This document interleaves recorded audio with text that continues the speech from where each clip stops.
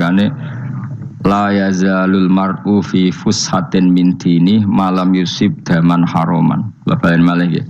La yazalul mar'u fi fushatin min dini malam yusib daman haroman. Seseorang itu boleh serilek-rileknya dalam beragama asal dia tidak punya masa lalu mengalirkan darah yang terhormat. Kamane cara Jawa ora tau mateni wong, ora tau mateni wong, ora tau mateni wong mukmin utawa ora oleh mateni wong sing muahad atau mustaman. Ya ada aturannya lah. Jadi kalau sampean urip ora tau mateni wong iku wis cara beragama iku rileks karena fifus satin minti. Nah tentu mateni itu ada banyak sebab, diantaranya fatwa yang ekstrim.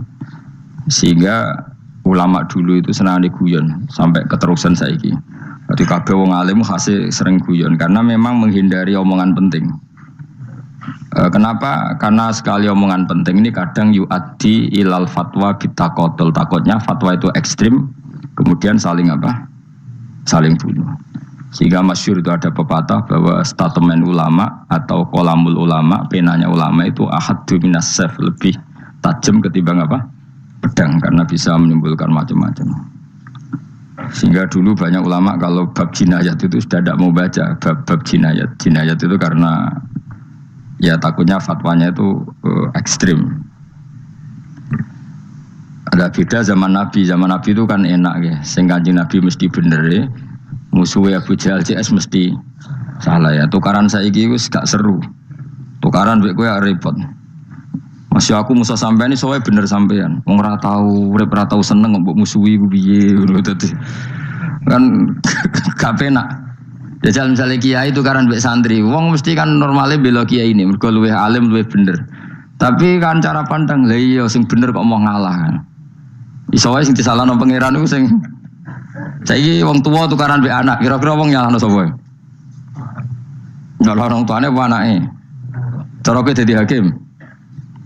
Wong tua kok wani anak, kualat ngono yo ya lucu. Mestine kan anak kok wani wong. Tapi wong tua kok wani anak, wong tua model opo? Anak wani wong tua ya anak model opo? Ya model milenial model. Tapi potensinya itu sama-sama salah. Sehingga ulama itu mulai dulu itu menghindari ngendikan penting itu menghindari karena ya tadi takut fatwa itu.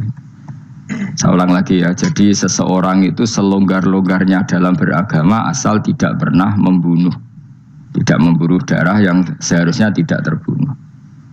Terus kalau masalah ibadah itu Allah ngambilnya sholat. Awwalu ma yuhasabu bil mar'u napa? As-sholat. Pertama yang dihisab itu sholat. Jika sholatnya lolos, maka hisab yang lainnya napa? Ringan. Ya pun ngoten. Terus ada hisab-hisab yang niku kula waca mungkin sampean iso ngantisipasi hisab.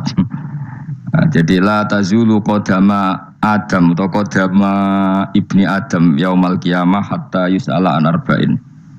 Pertama ditanyakan dari sifat mudanya, dihabiskan untuk apa, umurnya untuk apa, hartanya dari mana, setelah mendapat untuk apa. Terus wa an ilmihi madza amila bihi, terakhir setelah mendapat ilmu itu apa yang dia perbuat. Mulane ada orang tok ilmu tidak ditakoki wae pangeran dong ora apa takoki. Ilmu iso nglakoni, mboten gadah ilmu ya Gusti. Terus serepet sampeyan. Dunya mboten gadah dunya. Lha opo ning dunya nggih ngentosi mati sing aman apa? Sebab itu orang fakir itu masuk surga lebih cepat timbang orang kaya kacek pinten 500 tahun ketakoki. Dia apa mboten gadah napa-napa. Iso ngaji mboten. Jadi gak perlu pertanggungjawaban mereka napa sekacau kan. Nah, sementing kalau terangno ngeten ya. Iki penting rungokno. Mahsyar iku maknane iku nggon giringan. Terus kiai kuno maknane bayangno nggon mahsyar iku maknane tempat dihalonya semua manusia. Terus mauqif itu tempat diberhentikan, napa? Tempat diberhentikan. Terus di situ Anda innahum mas'ulun, mereka semuanya ditanya, dihisab.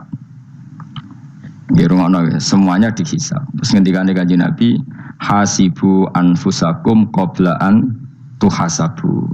Menghisablah diri kamu sekarang sebelum kalian semua dihisab.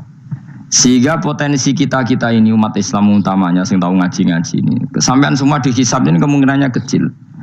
Karena ketika kowe ning donya sampean sedanteni kan biasa wis donga Rabbana zulamna anfusana. Jadi ya Allah, saya ini benar-benar mendolimi diri kita sendiri. Karena tujuannya hisab itu taubah. Taubah itu mempermalukan mereka di depan umum. Seorang lagi ya. Jadi semua hisab itu taubihan, mempermalukan mereka di depan umum bahwa mereka orang yang buruk. Sementara kamu di dunia sudah sering ngaku orang buruk. Selain ya wis wong akeh maksud ini kan.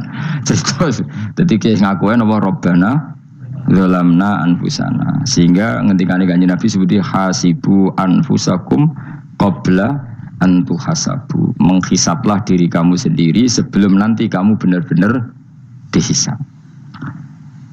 Sehingga umatnya Rasulullah itu kemungkinan kena hisap itu kecil sekali karena tadi sudah terbiasa menghisap dirinya sendiri.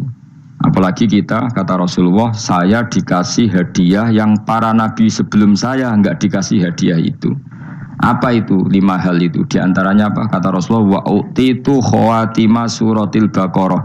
Saya dikasih terakhir-terakhirnya surat Baqarah. Di surat Baqarah itu umatnya Nabi dapat bonus dan ini luar biasa, yaitu ayat Rabbana la tu'akhidna in nasina wa akhtana. Ya Allah, jangan hisab kami, jangan beri sanksi kami, jangan azab kami kalau suatu saat kita lupa atau salah. SP nak kowe urung salah padahal mesti salah. Rai-rai ini gak mesti salah. Wis gawe perjanjian mbek pangeran Gusti. Ndamel perjanjian dong apa? Setiap saat saya salah langsung sepuro. Mun mboten usah istighfar malih mun niki mun niku. Terus deal sebagai deal ini. Lah itu ngendikane Kanjeng Nabi senyum-senyum senenge ra karuan. Dan setiap itu dibaca oleh umatku, Allah sudah jawab qala na'am. Jadi Rabbana la tu'akhifna in nasina aw akhtana. Terus qala Allah menjawab na'am. Terus Rabbana wa la tahmil alaina isron kama hamaltahu 'alal ladzina min qablina. Nabi Muhammad jawab, Allah menjawab na'am. Sampai terakhir wa'fu anna, Allah jawab na'am. Kemudian para kiai itu punya kiat supaya umatnya itu hafal itu. Terus jadi bahan tahlil itu masalah ya. Faminhum ya faminhum. Sing tahlil ya ora paham, sing kritik ya ora paham. Alhamdulillah itu mesti padha-padha ra kena hisab. Mergo padha-padha ora napa? Paham. Jadi ora ono barokah kaya goblok wis barokah tenan. Mergo sing lakoni ya ora paham, sing kritik ora paham. Jadi kalimat yang di akhir surat Baqarah itu adalah termasuk hadiahnya Rasulullah yang tidak diberikan pada Nabi sebelumnya. Ini apa ini? Utitu khawatima suratil Baqarah. Saya dikasih akhir surat Baqarah. Gini ku setiap doanya umat Nabi Allah jawab napa? Na'am. Jadi ya Allah la tu'akhidna, jangan kasih sanksi kita innasina au akhtana. Allah jawab na'am. Itu satu. Terus kedua, umatnya Nabi itu kalau dosa itu tidak perlu prosedurnya harus istighfar. Banyak amalan yang menjadikan diampuni. Misalnya kafaratul majlis itu lafadznya agak istighfar. Subhanakallahumma bihamdik misalnya. Dan banyaklah imatatul adza anit thoriq. Misalnya Nabi pernah cerita ada seseorang yang nakal, kemudian gara-gara menyingkirkan duri di jalan yang ganggu orang lewat, kemudian Allah memaafkan. Ada yang dimaafkan karena ngombeni anjing, macam-macam. Kemudian ngombeni santri, macam-macam. Sehingga potensi kita dimaafkan itu tinggi sekali karena ada sekian amal yang itu menjadi sebab ridhanya Allah Ta'ala. Malah kalau dalam dunia wali itu ada seorang wali mau ngarang kitab, kemudian tintanya itu diminum lalat, dia membiarkan tinta itu sampai lalatnya sampai kenyang, kemudian gara-gara itu dimaafkan oleh Allah Subhanahu Wa Ta'ala. Banyak sekali. Sehingga potensi kita dimaafkan tinggi. Terus turus, dadi orang ngrasani wong enggak macam-macam lah. Kuwi ya insyaallah disepuro pangeran. Dadi ana wali, dadi wali mergo kakean apa? Turu. Ditakoki, "Kenapa kowe kok turu wong wali? Mboten siap roh donya, Gusti." "Kenapa? Donya wis rusak tok, patok mboten roh Gusti." Lah iku ya mari swarga napa? Ya swargane wong turu ya kira-kira tok. Tapi jadi umat Nabi itu luar biasa. Makanya saya yang heran nih, kalau ada orang alim bikin gerakan terlalu tenanan itu keliru. Biasa mawon. Turu ku ya ibadah, wae agar gak zina, gak maling, wae agar gak nglakoni dosa gedhe ini sanggep ae napa? Ibadah. Karena tadi Rabbana la tu'akhidna in nasina wa akhtana. Terus Allah jawab na'am. Sehingga kiai-kiai itu takut orang itu lupa, terus dimodifikasi sedemikian rupa jadi wiridan. Tapi alhamdulillah kok banyak yang kritik. Jadi ya biar seimbang, loh. Seimbang apa alam demokrasi. Jadi kalau lagi kecewa ambek sing kritik, mergo insyaallah rapati paham masalah usul ini. Karena satu-satunya cara supaya orang paham itu pancen yo dijak latihan bareng-bareng. Gak ngono wis malah ra paham blas. Ya tapi tadi ya semua itu resiko. Zaman Nabi Sugeng ana ibadah sunat dilakoni terus, Nabi yo duka, kuwatire dianggap wajib. Tapi nek ora dilakoni blas Nabi yo duka, wong sunat ora tau dilakoni. Jadi sudah alhamdulillah sekarang ana sing ngritik, ana sing setuju biar seimbang no. Wong padha ora pahame wae napa? Padha paham. Padahal makna ayat itu luar biasa. Rabbana la tu'akhizna in nasina wa akhtana. Terus kedua, Rabbana wala tahmil alaina isran kama hamaltahu alal ladzina min qablina. Ya Allah, jangan beri beban kami sebagaimana Engkau memberi beban kepada orang sebelum kami. Dulu itu kalau ada orang yang salah, itu harus dibunuh oleh orang yang tidak salah.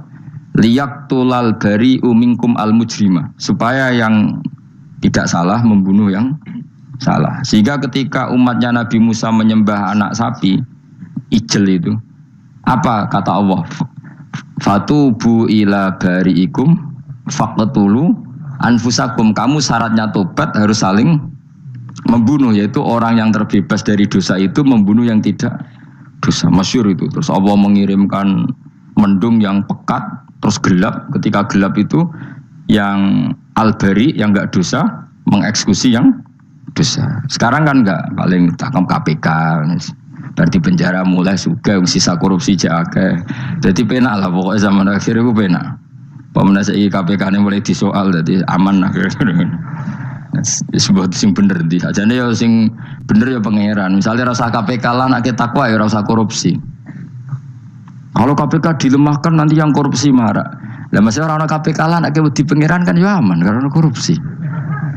Kowe aneh-aneh wae. Kowe wong mukmin kok bakas ngono. Kowe sementing iku nak kowe wedi pangeran kan ora usah polisi, ora usah KPK, wis tetep ora usah dosa wong wedine mbek pangeran. Kecuali ora usah pangeran ateis, lha iku masalah. Ya, tapi kan omongan ini gak populer, padahal bener. Nah, aneh. Jadi karepmu ngene, terbebas korupsi nek ana KPK, urip makmur nek ana menteri kemakmuran. Pokoknya kuwabe kuwi mbok gantungno pejabat negara. Mengane tau hitam jeblok, sak jeblok-jebloke. Misalnya rasa sejahtera, sare menteri sosial harusnya gini-gini. Ngono korupsi salah KPK. Ngono ana ora keamanan salah polisi. Senengane nyalahno wong. Wis sekali-kali nganggo tauhid. Nek ana adab iku mergo dosa yang sudah kelewat. Ya tapi kan gak mungkin ngomong bernegara gitu. Tapi atas nama iman bahasa kita seperti itu. Kalau atas nama bernegara emang kita butuh polisi, butuh tentara, butuh KPK. Tapi atas nama iman ya tadi. Kalau kita diberi sanksi Allah itu rata-rata dari bima qaddamat yadaka itu pasti ada salah yang pernah Anda lakukan. Ya tapi sudahlah ini zaman sudah seperti ini. Sanut umumnya wong akeh. Kalau terang nomale masalah hisab ya. Hasibu anfusakum qabla an tuhasabu. Kamu menghisablah diri kamu sebelum kamu dihisab. Misalnya saya sebagai ulama, tentu hisab terberat saya itu kitmanul ilmi, menyembunyikan apa? Ilmu. Karena ilmu kalau disembunyikan tuh bahaya sekali. Bayangkan di alam fisik. Misalnya ada orang berkebutuhan pada kemaksiatan, terus di situ ditulis bar, karaoke misalnya. Orang bisa ke sana karena ada tulisannya, ada WA-nya, ada alamatnya. Kemudian ketika Anda bisa Fathul Qorib, tidak ada tulisannya. Harusnya Anda juga nulis ahli Fathul Qorib, ahli Fathul Mu'in, nah, atau ahli Jaljalut, tulis saja. Ahli Primbon. Enggak apa-apa, tulis saja. Penerus Ronggo Warsito, tulis saja. Zaman gendeng, nara melok gendeng, rakeduman, tulis saja. Tapi barokahnya tulisan itu kan orang bisa tahu. Makanya kenapa banyak orang sufi yang sudah menyembunyikan diri, wanaknya nakal-nakal. Karena dia disalahkan Allah, karena menyembunyikan ilmu. Saya itu orang yang senang tertutup, kecuali masalah ilmu. Saya mau mengajar terbuka seperti ini. Karena tadi, awal dari dikenalinya kemakrufan adalah dimaklumatkan. Awal dari dikenalinya keburukan juga karena dimaklumatkan. Betapa celakanya kalau kemungkaran dimaklumatkan sementara kebenaran tidak dimaklumatkan. Makanya Mbah Mun itu sampai berfatwa, Mbah Mun guru saya itu. Nah, ono masjid ra ono menawarane Mbah Mun duka. Masjid kok ora ono menarane, wajib ono. Dulu saya iskal, kenapa menara jadi wajib? Tapi setelah saya tambah angan-angan, secara fikih jelas tidak wajib. Tapi coba bayangkan, misalnya ada bar lampunya tinggi, orang dari jauh tahu itu bar, sehingga kalau mau maksiat misalnya ingin ke sana. Sekarang misalnya masjid gak ada menaranya, ada orang ingin sholat, ono masjid tahu orang. Ini baru kayak ada menaranya kan? Tahu. Intinya semua kebaikan itu harus dimanarohkan. Makanya manaroh itu dari kata nur, dimenarakan, dari kata nur, dari kata dicahayakan, dimaklumatkan. Sehingga mulai dulu lama itu meskipun humul itu menyembunyikan diri. Tapi kalau masalah ilmu mereka membuka diri. Loh, coba kalau misalnya ngaji seperti saya ini, saya tidak terang-terangan jadi orang alim. Sebetulnya nggak baik. Kalau kamu ujub, sombong, aku orang alim itu tidak baik. Tapi kalau kita kan tidak, karena ujub tadi harus memaklumatkan. Coba berapa bapak-bapak yang tertolong nyari duhidan ketika istrinya hamil, gara-gara tulisan karena yang nolong itu bidan, ya kan, dokter gigi, atau kalau nggak dokter ya ahli gigi. Ahli gigi itu yang dipasang tanpa medis itu. Nggak, kamu menjadi tahu karena apa coba? Tulisan kan. Tapi kenapa kebaikan tidak seperti itu? Harusnya sampean ya tulis saja. Misalnya sampean nggak alim saja, maklar orang alim. Siap menyalurkan ke tempat-tempat orang alim. Coba TKI tenaga kerja itu. Mereka tahu Korea, Hongkong karena tulisan penyalur tenaga kerja. Tulis saja rumah kamu penyalur ke orang alim. Nanti antar kembeduan. Kalau ada orang tanya, maksudnya gimana? Kalau butuh orang alim, tak antarkan. Oh ya sudah, itu kalau se-Indonesia. Itu luar biasa. Jadi yang ngajinya dulu Fathul Qorib sampai bab sholat itu saja. Ahli Fathul Qorib sampai bab sholat. Tulis saja dalam kurung pemahaman pas-pasan. Lo coba dokter itu kan fair. Kalau ilmunya pas-pasan tulis dokter umum. Kalau dia merasa pinter dokter spesialis. Dan itu menjadi orang tahu. Tulis saya kan ke ahli saraf. Nah, lo buatan guyon itu betul. Makanya saya ini termasuk orang yang menyembunyikan diri. Tapi kalau bab ilmu enggak. Sehingga nyun saya ada sombong banyak gus-gus alim yang ngaji saya jamul jame, ngaji mahal. Padahal itu kitab tersulit di pondok. Tapi gara-gara saya sering cerita, saya pernah ngaji jamul jame sama Mbah Mun. Saya pernah mentakriri kitab ini. Nya banyak yang ngaji saya. Kalau tanpa itu kan mereka tidak tahu. Ya sampean nggak apa-apa kalau menyaingi saya, tulis saja di rumah kamu ahli jamul jame. Barang diparani ahli apa? Ahli jilid. Maksudnya kalau kitab kamu rusak bawa sini. Ya nggak apa-apa. Nah, sehingga syarat utama jadi nabi itu sebetulnya memaklumatkan diri. Ya saya ulang lagi. Pertama nabi jadi nabi syaratnya apa? Memaklumatkan. Sehingga pertama beliau jadi nabi naik gunung Sofa, kemudian ya maksara Quraisyin halummu ilayya, wahai orang Quraisy kesini. Terus nabi mulai manggil satu-satu, ya bani Abdi Amanaf kesini, ya bani Fihr kesini. Terus saya ini adalah an-nadhirul mubin, saya sekarang diangkat jadi nabi. Terus Abu Lahab marah-marah, tabbannaka ya Muhammad alihada jama'tana. Muhammad kamu itu orang sial, kita enak-enakan tidur gara-gara kamu manggil kita datang, ternyata hanya untuk urusan seperti ini. Makanya terus ada tabbat yada abi lahabi watab. Tapi yang iman kemudian tanya, Muhammad kalau kamu setelah jadi nabi misinya apa? Saya diutus Allah untuk kamu menyembah Allah, tidak boleh menyekutukan Allah. Dan Allah memerintahkan kamu afaf itu meninggalkan zina, meninggalkan maling, gini-gini. Coba kalau nabi tidak memaklumatkan diri, jadi nabi seklunak-klunus, ketemu wong monggo nggih. Ada tempat dia nggih. Sengerti nak nabi ku sapa sih? Sehingga orang-orang yang humul, yang menyembunyikan diri itu di bab ulama masalah besar itu. Karena ciri utama dosa adalah kitmanul ilm. Makanya Nabi sidik amanat tabligh fatona. Tabligh itu lawan katanya apa? Kitman. Makanya saya ngaji di mana-mana. Saya di Jakarta ngaji, di sini ngaji, di Pasuruan ngaji. Harus dimaklumatkan ilmu. Dan kalau ada orang tanya ya tak jawab. Saya tuh kitab yang paling aneh di pesantren, misalnya yang mulai aneh lah. Gak jamul jame. Saya sampai sekarang masih ngajar jamul jame. Kitab yang aneh. Macane lagi roh judulnya pusing.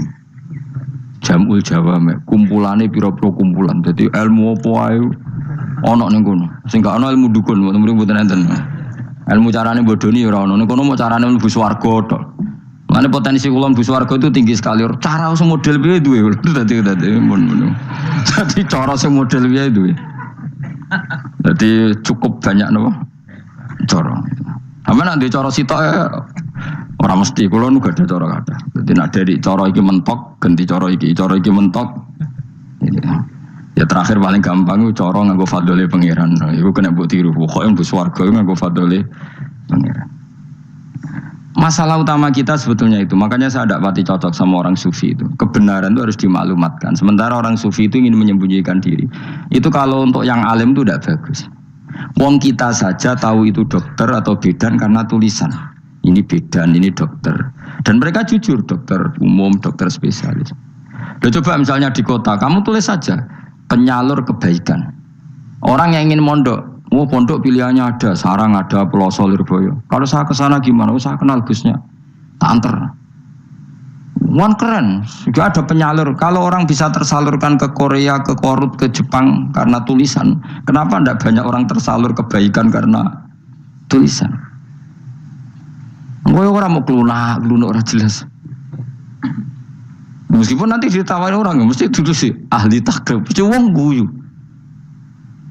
ahli fathul qorib sampai bab sholat. Tulis saja jujur, maaf tapi hanya sampai bab sholat. Tulis saja, ada maafnya barang, maaf tapi sampai bab sholat. Gak apa-apa. Paling untuk wong sowan, larian mau doa jenengan 2 tahun. Tapi ini podoke mau 3 bulan, mulai ngajine dok bab sholat. Gak apa-apa. Itu dulu memang begitu. Rasulullah zaman Sugeng itu kalau ngajari santrinya itu balighu anni walau ayah, maklumatkan ke kampung kamu meskipun 1 ayat. Banyak sahabat kalau ditanya ya tidak bisa karena ngajinya tidak hatam.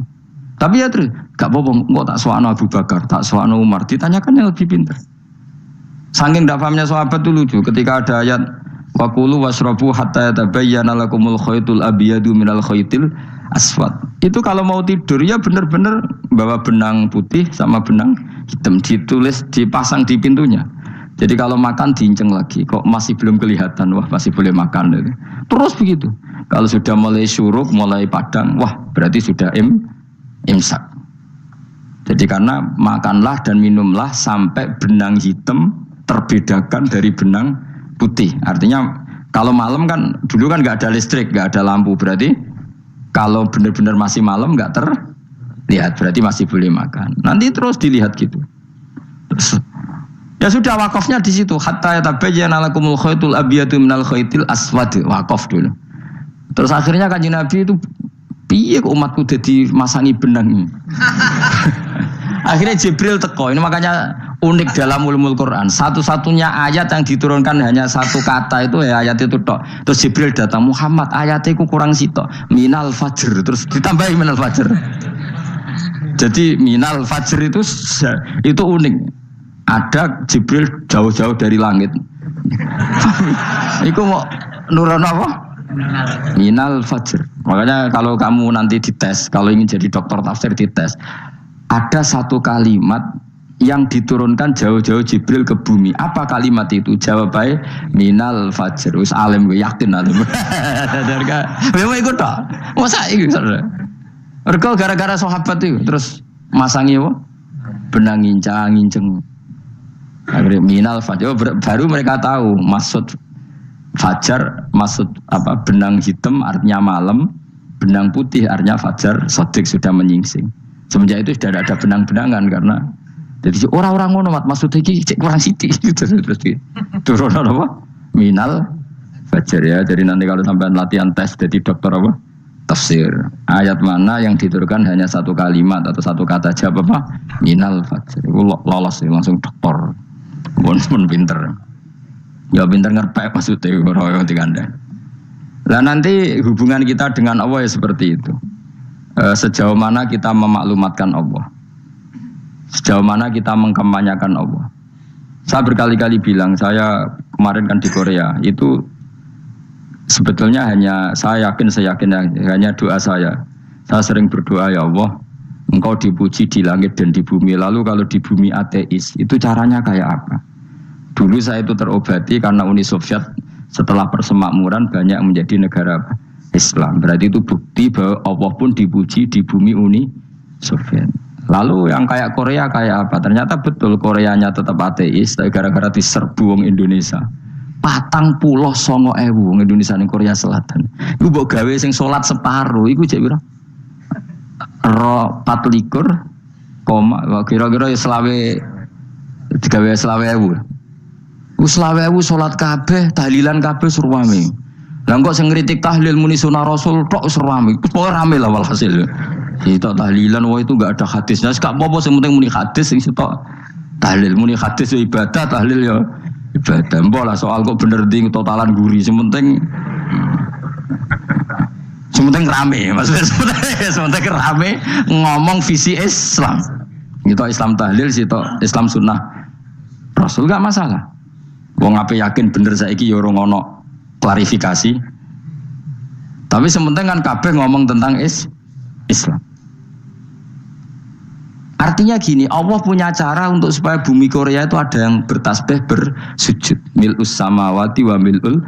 Allah tidak kurang cara. Golek wong kedonyan ditawarik ke sana demi uang. Bareng wis ning kono dielingno pangeran. Segawe masjid, kontrak masjid macam-macam lah, masjid kontrakan ning Korea. Ngene ra ono masjid. Pusing. Saya pernah ngisi di satu masjid itu gambare pintu gerbangnya bukan salib kan. Ternyata tingkat 1 itu gereja, tingkat 2 bar, tingkat 3 masjid. Kadang ya kebalikan, masjid, bar, gereja. Satu gedung. Jadi malaikat saya tidak tahu lewatnya gimana itu. Nggak tahu. Nggak tahu itu cara lewat gimana. Karena malaikat bagian rahmat itu nggak bisa dia lewat salib. Tapi dia harus menulis ganjaran yang sholat. Nggak tahu saya lewatnya dari mana karena itu. Ya tentu dia punya cara lah. Tapi yang jelas ya agak bingung ini gimana. Itu pernah yang tingkat 2 itu bar pas aktif. Ada santri yang ya pekerja imannya pas-pasan. Kalau nanti gus badhe Jumatan, mulai bubar pas aktif. Wakai wong ayu, meh wera Jumatan. Mereka mau tingkat 2 bar, tingkat 3 masjid. Itu ono khutbah yang barnya tetap main, ada bar yang masjidnya tetap khutbah. Itu masuk bar. Sudah Jumatan pun yang gini wae.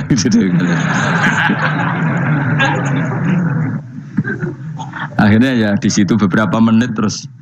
Ada komat Jumatan. Dosa ta Gus ini. Ya aku ini.